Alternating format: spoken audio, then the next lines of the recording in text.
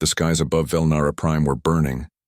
What had once been a world of peace and shining towers was now drowning in red light and fire. The great city of Arathan, home of the Thalren royal family, lay under siege. The sky was filled with the roaring sound of enemy engines, and every explosion made the silver towers tremble like they were alive and afraid. For centuries, the Thalren Empire had believed their capital was untouchable. They had their fleets, their shields, their proud armies. But that morning, the Zareth Dominion came out of the dark between stars, and everything changed. There, warships tore through orbit like blades of black glass, hurling fire on everything below. The proud Thalren defenses lasted less than a day. Their fleets were crushed, their shields shattered, their ground troops scattered in confusion. The fall came fast, and no one was ready for how quickly hope would die. Inside the royal citadel, the air was thick with panic. Marble halls that had once echoed with music were filled with shouting guards, frightened servants, and the sound of alarms that never stopped screaming. The smell of burning metal and plasma filled every breath. The massive walls shook as enemy bombardments hit the outer levels. Somewhere deep below, the city's reactor grid groaned like a wounded beast threatening to fail at any moment.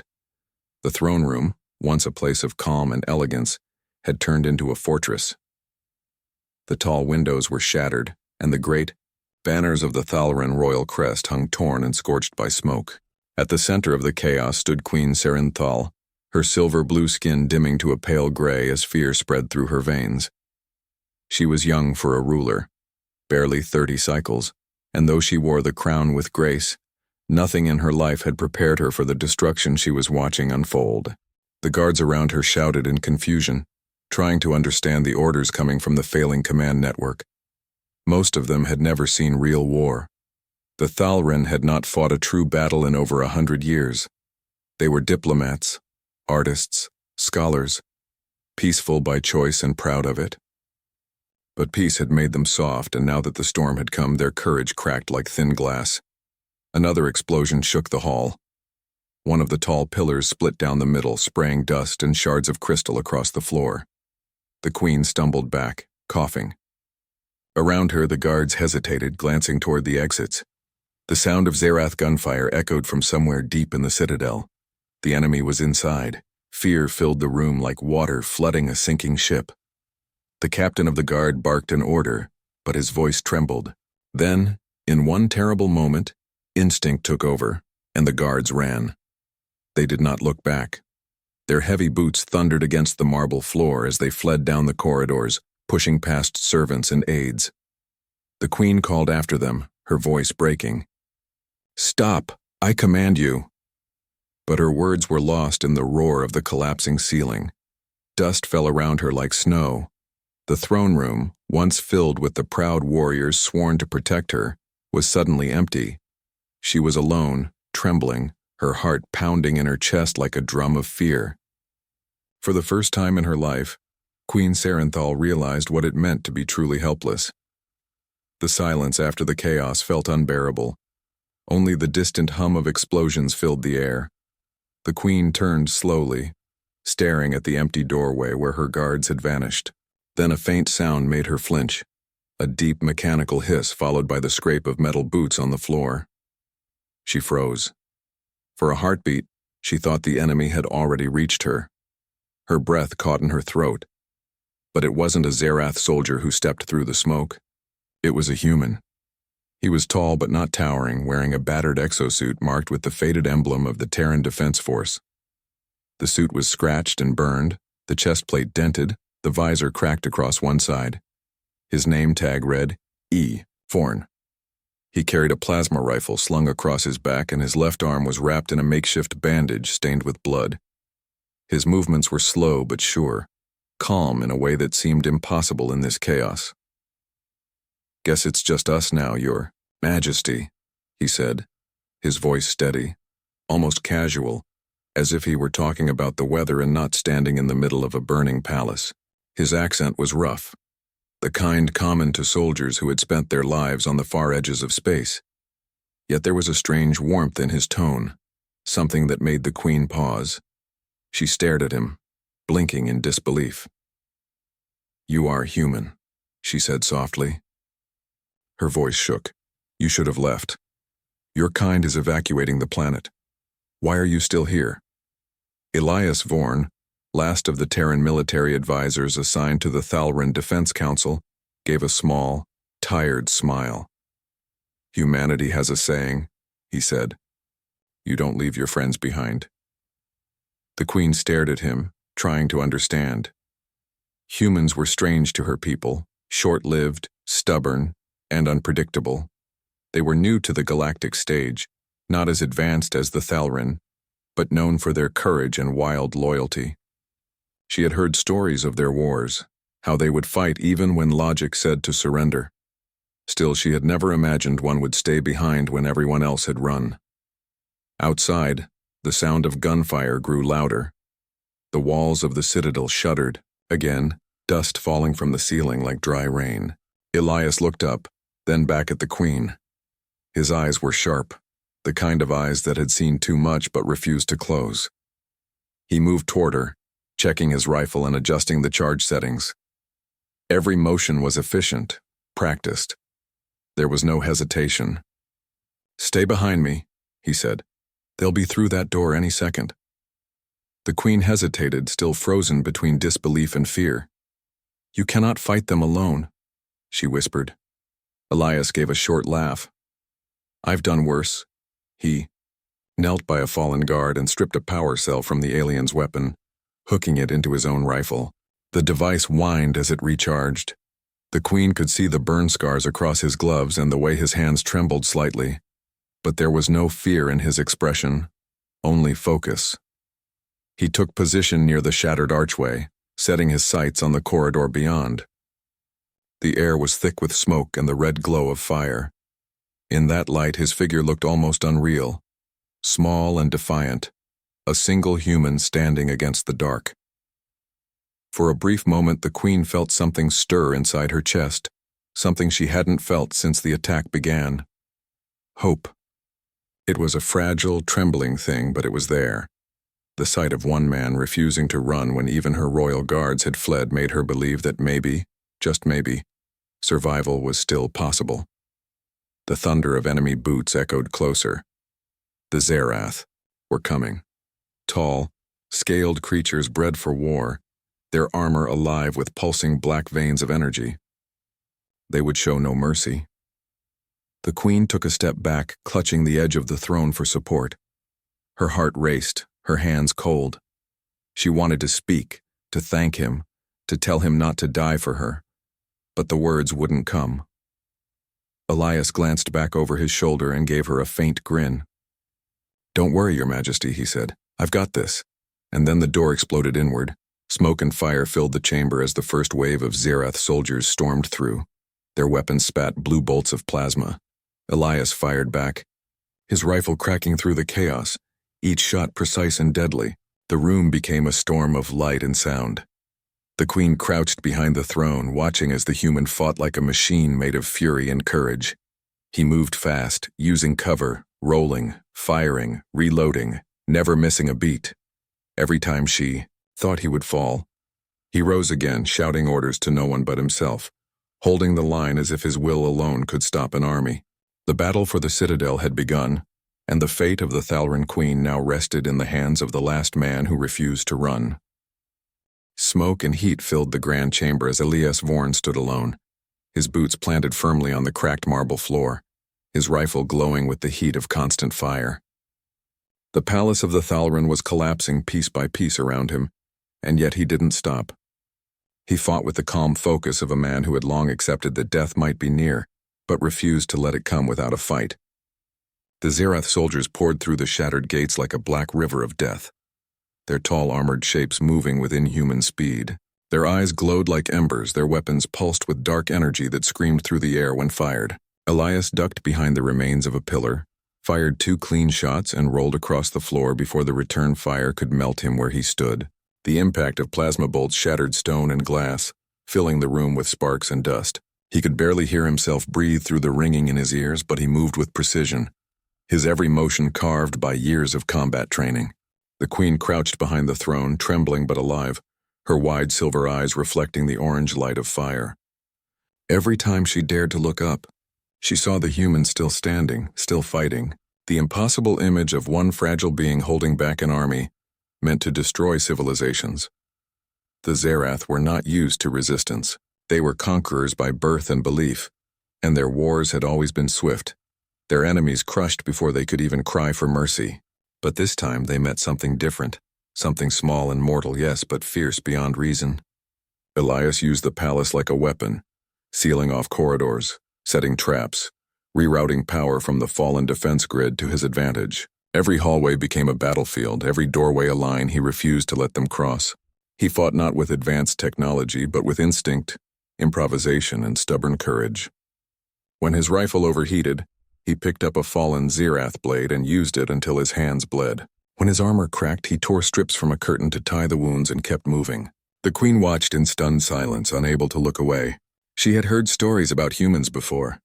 Their brutal wars, their strange humor, their refusal to surrender even when logic demanded it. But seeing one up close, seeing what that spirit meant, was something else entirely. It was madness and glory in equal measure. As the hours dragged on, the air grew thick with smoke, and the once beautiful palace became a ruin. The queen had tried to speak to him several times, to tell him to flee, to remind him that saving himself might mean saving his species' last diplomat, but he ignored her pleas. Every time she spoke, he would only reply with a calm, "Stay down, Your Majesty," or a tired grin that said more than words ever could. His movements grew slower as blood loss and exhaustion took hold, yet his eyes never lost their focus. He fought as though every second mattered, and to him it did. For every moment he held the line meant one more heartbeat for her, one more chance for something beyond this nightmare to survive. Outside, through the broken walls, they could both see the burning sky. The Zerath fleet circled above like vultures, their ships blotting out the sun.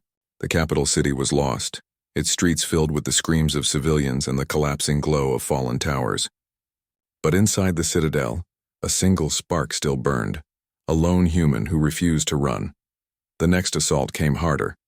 Dozens of Zerath soldiers stormed the hall in formation, their weapons spitting arcs of blue plasma.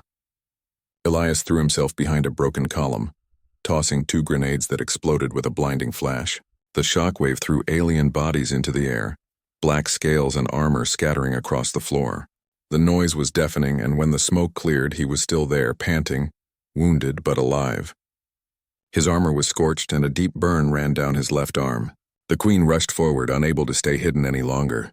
"You are hurt," she said, kneeling beside him, her voice trembling. He grunted and pulled away, forcing himself to his feet. "Been worse," he muttered, resetting the power pack in his rifle. "Don't worry about me." She looked at him, her eyes filled with confusion and something else, respect. "Why do you do this?" she whispered. "You are not one of my people. You owe us nothing. Why stay and fight for a world that is not yours?" He stopped for a moment, glancing at her with a half-smile through the soot and blood. "Because someone has to," he said simply. "And right now that someone's me." Before she could respond, a shadow loomed in the doorway. A figure twice Elias's height stepped forward. The Zerath commander. Its armor shimmered like molten glass, its eyes burning with cruel intelligence. It carried a blade humming with red plasma, a weapon that could slice through steel like paper. The creature laughed, a sound like cracking bones. "You protect her?" It hissed, its voice low and full of mockery. "A dying queen of a dead world? Your courage is wasted." Elias raised his rifle, blood dripping from his elbow, his teeth clenched. "Yeah," he said, his voice steady despite the pain. "I'm funny that way." The commander lunged, blade flashing, and Elias fired. The shot hit the alien's shoulder, staggering it but not stopping it. The creature swung, slicing through the wall where Elias had been a second earlier. He rolled, grabbed a fallen grenade, and hurled it toward the ceiling. The explosion tore open a fuel line above the commander's head. A river of fire cascaded down, engulfing the alien in blue flame. The creature screamed, thrashing as the heat melted its armor. Elias hit the floor hard, the blast throwing him across the room. The pain in his ribs was sharp, but he didn't stop to feel it. He crawled toward the queen, coughing through the smoke. "Still breathing?" he asked. She nodded weakly, staring at him as if she couldn't believe he was real. He smiled, his lips cracked and bleeding. "Good, let's keep it that way."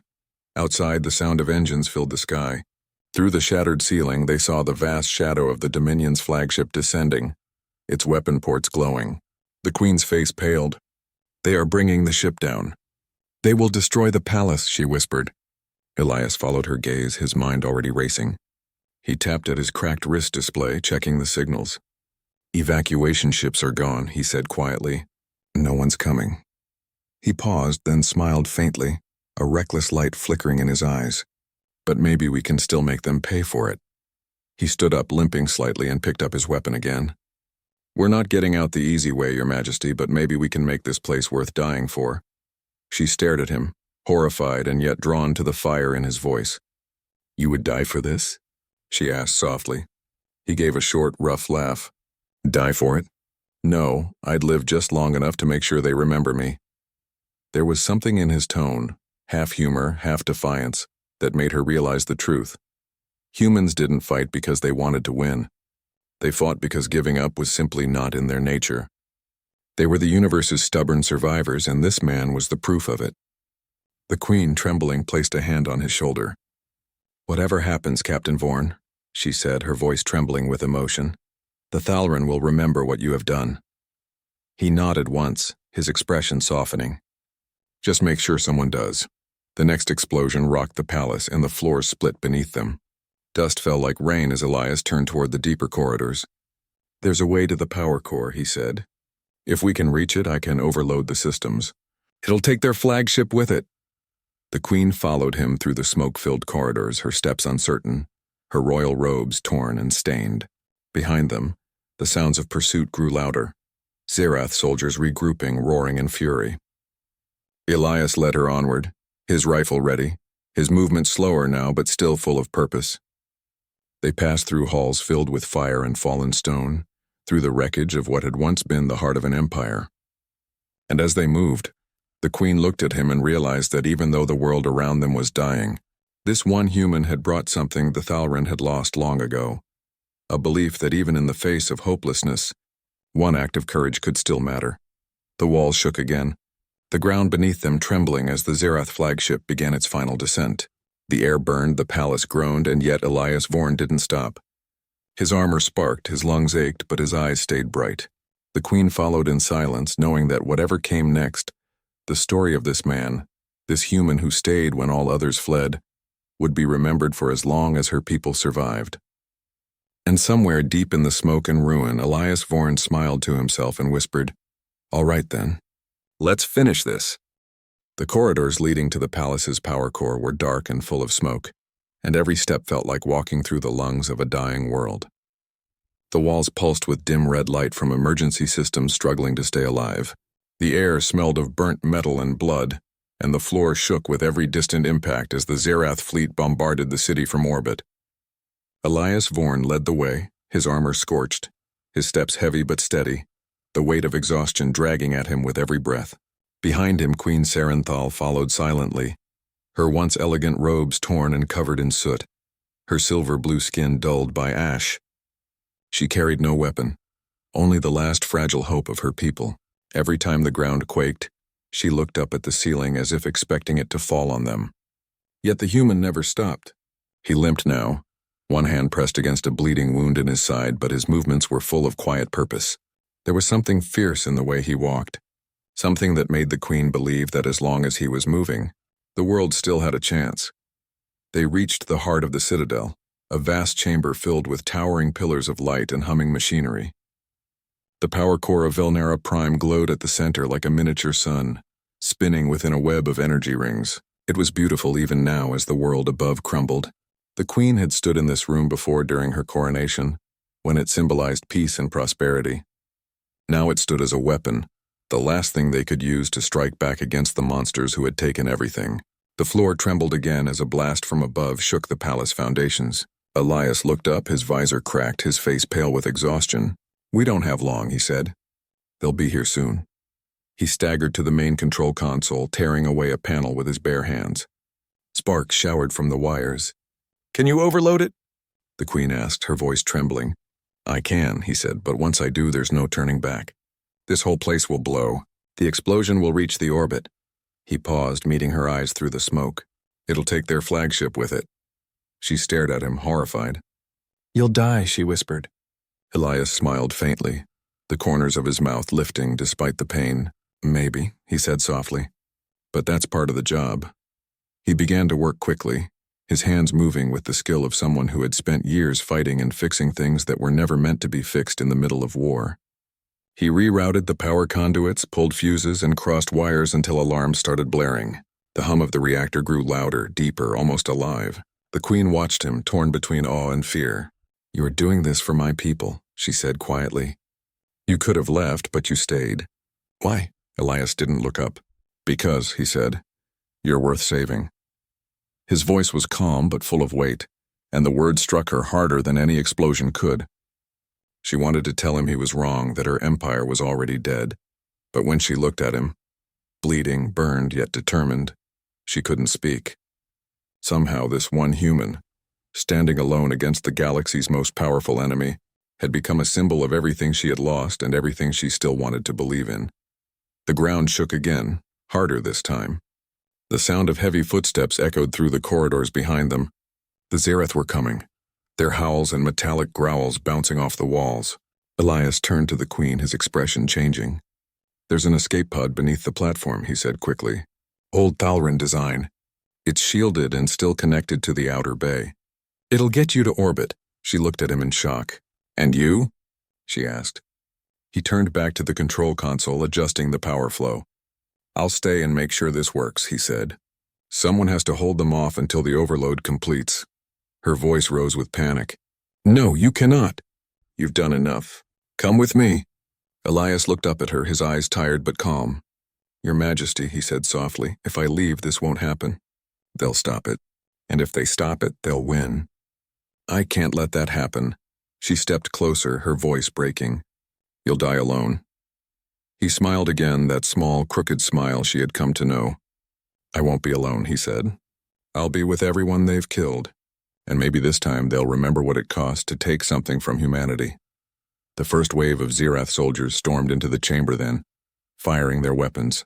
Blue plasma bolts screamed across the room, slamming into the consoles. Elias spun and returned fire, every shot precise.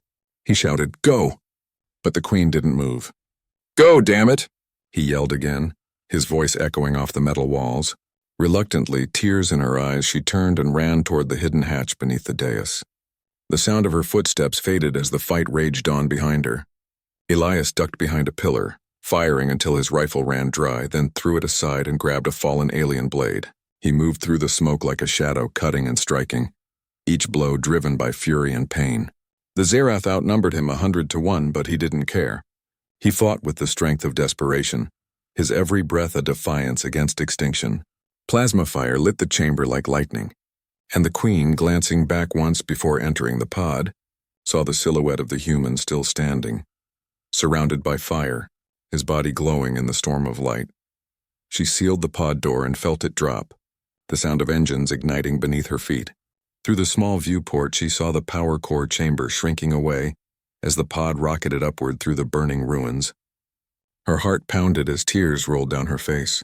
"Elias," she whispered, her voice trembling. "May the stars remember you." Below, the citadel shook violently as the core reached its limit. Inside, Elias staggered to the main control, his hands shaking as he pressed the final override. Alarms screamed and the walls began to glow with heat. The air shimmered and a deep rumble built from the center of the room. He looked up at the reactor, its light growing brighter and brighter until it was almost blinding. He took a slow breath and whispered to himself, "For every world they burned, for every life they took, for every friend we lost." Then he closed his eyes and smiled. "Let's see how you handle this." The explosion started as a whisper, a ripple of light, and then became a roaring sun. The citadel vanished in a storm of fire that reached up through the sky like a hand of vengeance. The shockwave tore through the Zerath army, vaporizing everything in its path. In orbit, the Dominion flagship detected the surge too late. Its shields flared, then shattered. The ship split apart as the energy wave hit, burning into the atmosphere before exploding into a million fragments of molten metal. The entire Zerath fleet panicked, their formations breaking apart as they retreated into deep space. Their leaders gone, their courage destroyed by the fury of one dying world. High above, the Queen's escape pod spun through the black smoke and flame, the force of the explosion throwing it into orbit. She clung to her seat, shaking as the pod's system stabilized. Outside, the sight of Velnara Prime burned in her eyes. The surface glowing, the citadel gone, but the Dominion fleet in ruins. Silence filled the cabin except for her ragged breathing. For a long time she could not speak. Then slowly she activated the pod's comms. Her voice was weak, trembling but clear. "To all surviving ships," she said. "This is Queen Serenthal of the Thalaran. Velnara has fallen. But we are not broken. One human, Captain Elias Vorn of Terra, stood against the Dominion when all others fled. He gave his life so that we might live. Remember his name. Remember his courage. For in him lives the spirit that the stars themselves cannot destroy."